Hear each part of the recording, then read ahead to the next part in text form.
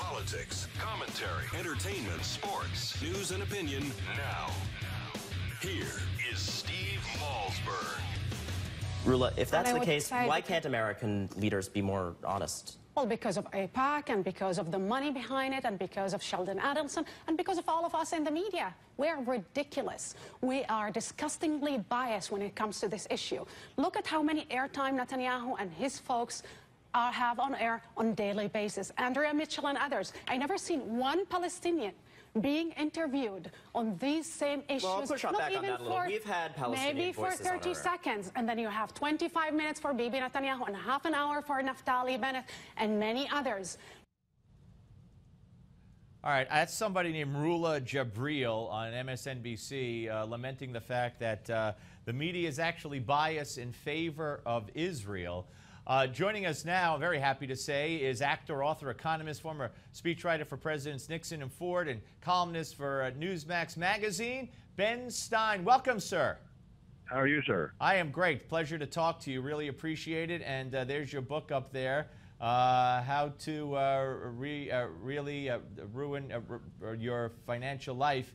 That's a great read, and your portfolio, by the way. And by the way, every time I look at the market, I hold my breath because we're all afraid of that. I do want to talk about that in a second, but let me ask you your reaction to you wrote a great piece, and you talk about exactly what is going on. That woman who was on MSNBC has it just as backwards as could be.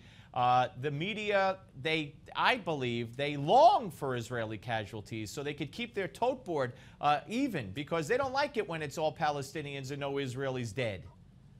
Well, I think it's even more basic than that, I'm really sorry to say. I think there's just a certain amount of Jew hatred in the media, especially in the elite media, that cannot be overcome or explained away. There's just the media in this country for a very long time has been contemptuous of Jews and contemptuous of Jewish life. And this was true during the Holocaust, when the media was largely controlled by old line, wealthy white Protestant males. And it's true now when it's controlled mostly by left-wingers. So there's just we've moved from right-wing anti-Semitism to left-wing anti-Semitism, and of course they try to pretend it's not anti-Semitism, it's really anti-Israel, but it's really anti-Semitism. And Ben, this is a case where the media has been burned year after year, decade after decade by this Palestinian propaganda machine. And I'm not saying there aren't deaths in Gaza, and plenty of them, and I'm not saying that any of the numbers are even inaccurate. But to focus on this, to show video, to show unconfirmed things. Remember the Jenin massacre? Need I remind you of that? That never happened. And how many weeks did the media run with that until it was disproven? Go ahead. Well, the massacre at Sabra and Shatila in the refugee camps in Lebanon, which were attributed to the Israelis, it turned out not to be done. The Israelis weren't even there. So, I mean,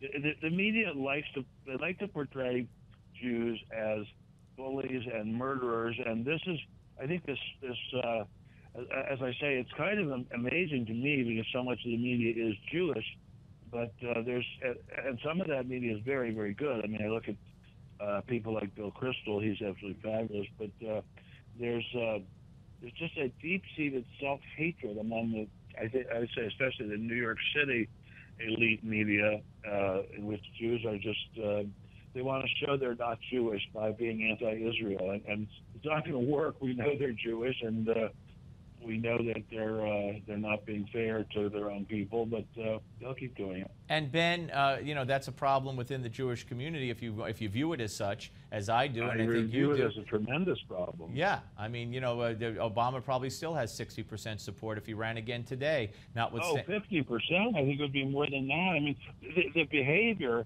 of the American Jewish voter has been astounding. I mean, look at, by a million miles, the most pro-Israel president there's ever been has been Richard Milhouse Nixon. He's the only president who said to his top defense and foreign policy people, we are not going to let Israel be defeated, no matter what it takes, even if it takes ransacking all of our NATO stockpiles, which it didn't take. We're not going to let Israel be defeated in the Yom Kippur War. No other president has made that kind of commitment, and yet the Jews, by and large, not with many exceptions to be sure, hated Nixon. And why? I mean, there's just something very contrary going on within the personalities of these people. Yeah, and Israel is made to apologize for being strong, for being successful, for being successful in their military ventures, in their own self-defense, and made to apologize basically because they don't lose more people.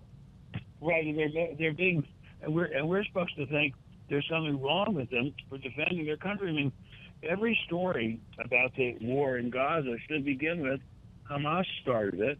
Hamas endlessly refuses to have a ceasefire. Hamas could have an incredibly prosperous and happy, peaceful partnership with Israel, and they don't. They prefer to fight, and they prefer to kill. It's very much like what a friend of mine who's a doctor said, a very smart doctor, said that there are two kids on the beach. One of them has incredible gifts of building a sandcastle. Builds a beautiful sandcastle. The other one can't build a sandcastle, but he can kick over the other one's sandcastle. So the first kid is Israel, and the second is Hamas, and they're very good at kicking over that sandcastle. And but in the long run, it doesn't do any good. But in the long run, for these people, it's measured in thousands of years. So I don't really have much hope that they're going to change anytime soon. No, and when you look at the media, Ben, I don't know who they're playing to here in this country, because in this country, the polls show, and thankfully they do show this, that the American people overwhelmingly support Israel. Although I got to say, the last poll that broke it down by party affiliation showed that less than 50% of Democrats support Israel. But nonetheless, the overwhelming majority do. I could see the BBC, I could see the French media, I could see the German media, because I don't know, I see the violent protests in the streets there against Israel and the Jews. Well, wait a second. Those are not protests by Frenchmen who are the descendants of Robespierre or Louis XVI. Those are protests by Arabs living in France. They're not.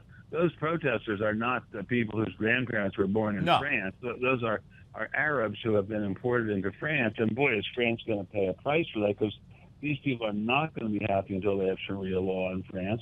They're not going to be happy with a Christian status quo in France. And France and all those European countries are going to pay a price for this. Ben, two more things here. One is, what do you make of John Kerry's open mic moment on Chris Wallace's show? Where it's just terrible, shocking.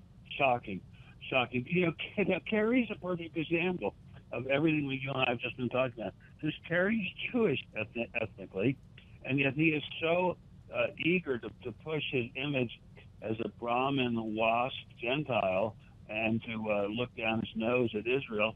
I mean, and he's sort of a perfect specimen of the kind of behavior we're talking about. And with what's going on in Iraq right now, in Mosul in particular, and we're going to have a representative of the Christians in Iraq coming up in the show a little bit later on, it's just a genocide. And these... Yeah, it's a genocide.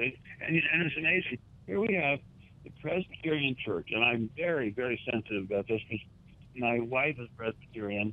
All of her parents, grandparents, great-grandparents were elders, and once an elder, always an elder in the Presbyterian Church. And they've become virulently anti-Israel, and it's just a shame. I mean, Israel is the only country where the rights of Christians are explicitly, unequivocally guaranteed. It's the only country where the rights of Arabs are unequivocally guaranteed, and yet the amazing Presbyterians have voted to sanction Israel. And is this just an extension, you believe, on the part of the church, as you may attribute to so many individuals, and using anti-Zionism as an excuse for their anti-Semitism? Well, the Presbyterian case is more complicated than that, because I think a lot of it was regional. I think by and large the white Southern Presbyterians were quite pro-Israel. The northern snobbish white and the African-American Presbyterians were quite anti-Israel. There's another story, by the way, about the certain amount of anti-Semitism among the black community, which is a very unfortunate situation when you consider that for many, many generations, the Jews were the only people supporting the blacks among the white community. Well, some who would like to make trouble have revised that history to say that it was self-serving on the part of those Jews, and they did it for their own gain. But well, how would it have been for their own gain? I don't know. I don't know. It's it's by the same people who redefine racism to say that blacks can't be racist because they have no power. It's that quote-unquote black leadership crowd, certain members of it. Anyway, Ben, well, the black leadership crowd is really they're really amazing pieces of work. They're just astonishing. You know, Martin Luther King was an avid Zionist. I know that. He's written about it. Great Ben, I am up against a hard break. Okay, a pleasure to speak to you, sir. Sorry. Pleasure. Let's Thank you. Do it again soon. We'll do. Ben Stein, ladies and gentlemen. We will do it again soon. I know Rich is listening, and so is Michael. Right here on the Steve Malzberg Show. And you know what's next? Give me 5. Don't go away.